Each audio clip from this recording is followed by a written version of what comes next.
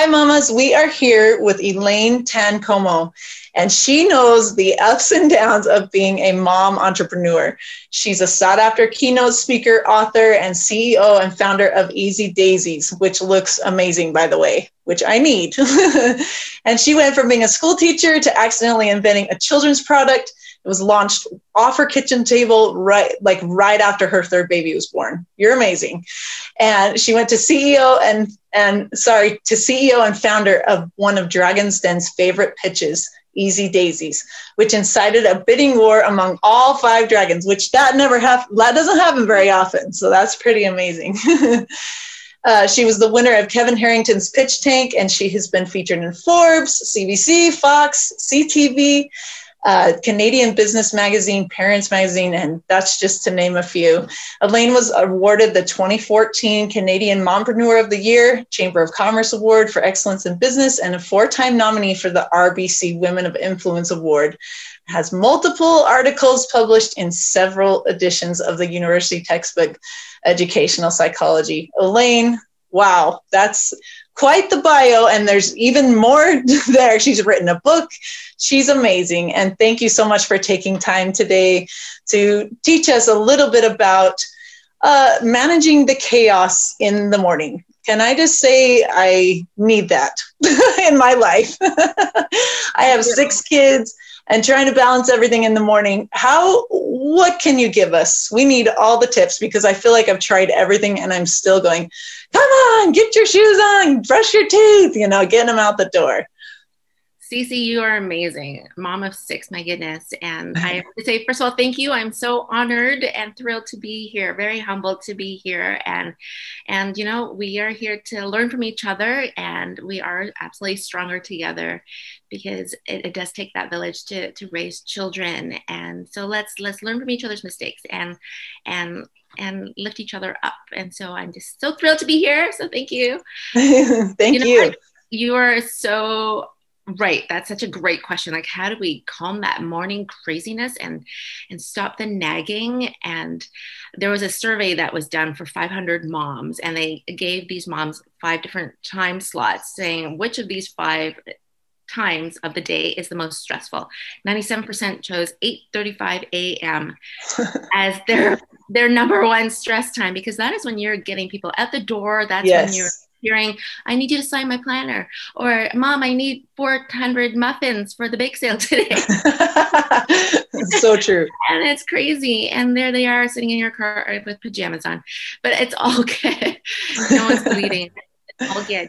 And I can sum it up in 5 points. And may I share my screen? And I'm an absolute visual person, so I'm just going to share a little slideshow thing. And there's my crazy computer and my family. And I'm just going to close that. And then I am just going to show this.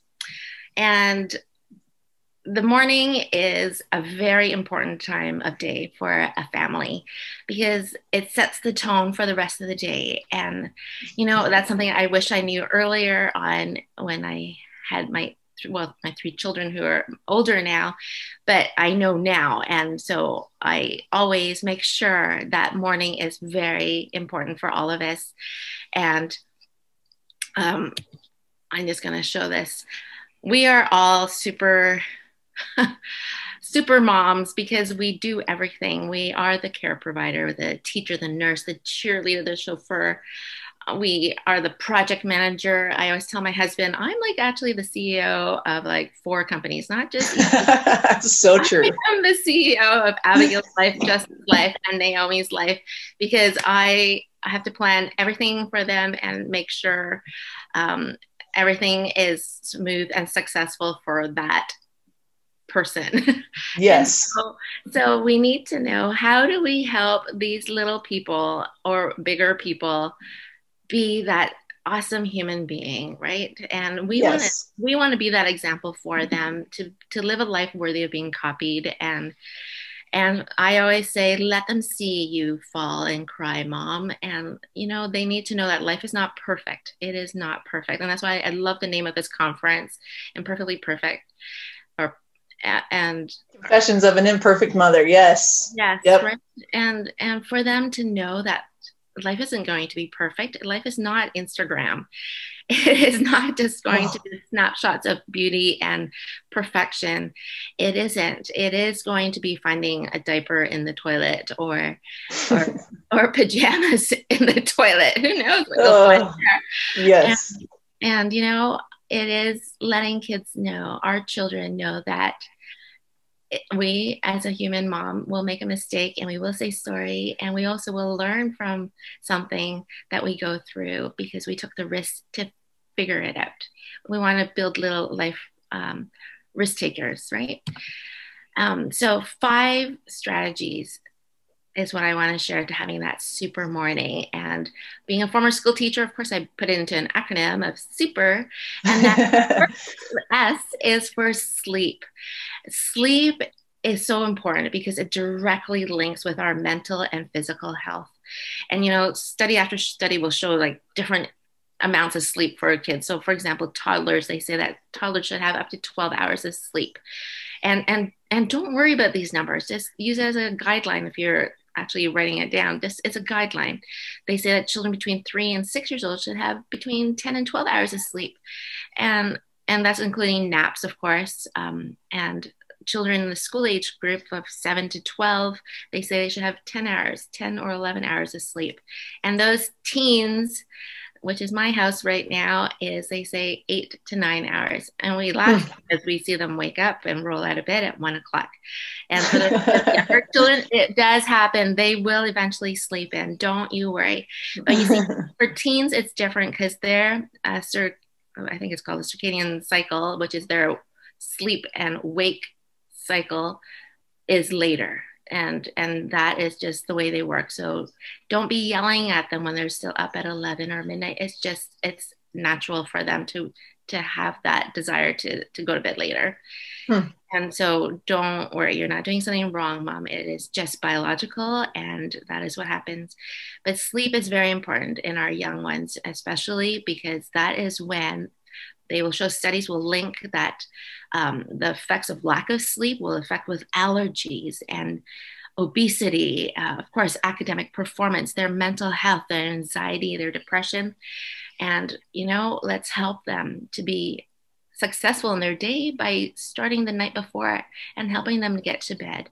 And I'm going to talk about strategies for that after. The next one in the letters here is the U, and that means up before the kids. You know what? Your mental health, Mom, is so, so important. Mm-hmm. And that means it does begin with you and giving you some time of quiet in the day. And it might be, you might say, oh, it's kind of sucky that I have to wake up earlier, but yes, you will be so happy.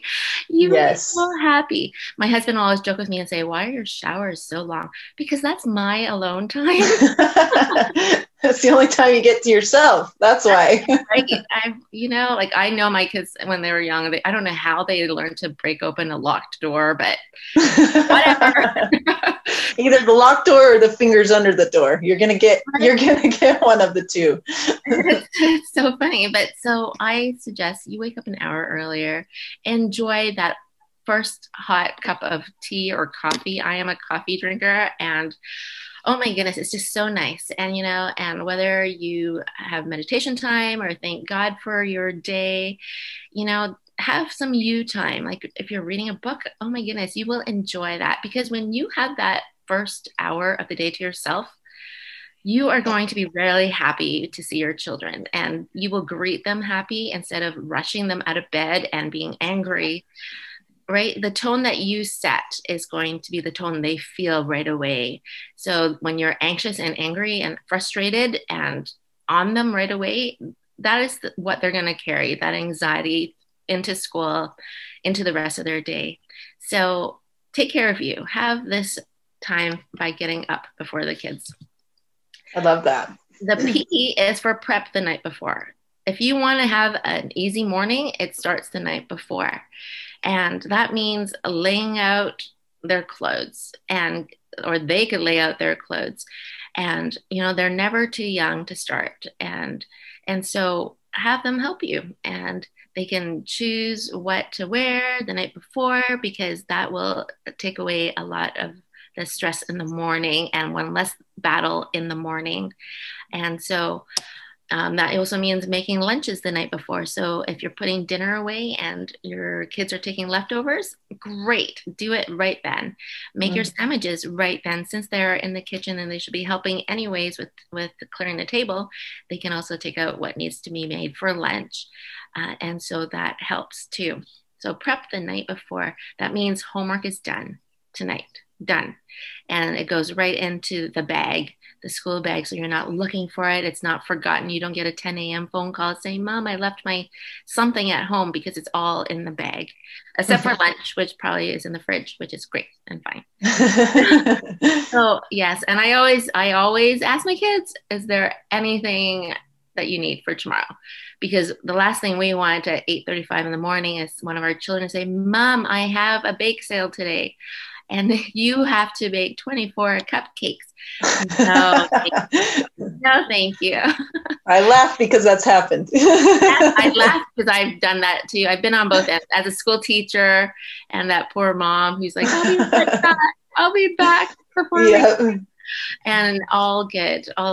But and it's okay. It's okay to tell the teacher that it just didn't work, and that's okay. Please take care of you, Mom. You don't have to say yes. Learn to say no, and it's okay. It's absolutely okay. E is for easy access. If you want your mornings to be easy, you don't have to be the slave to every single person in your household. If they are able to walk, they want to help.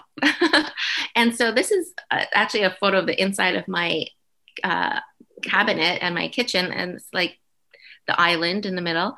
So it is easy for any age. If they are 3 years old or if they are 17 years old, they can easily access the bowls and the spoons and the cereal.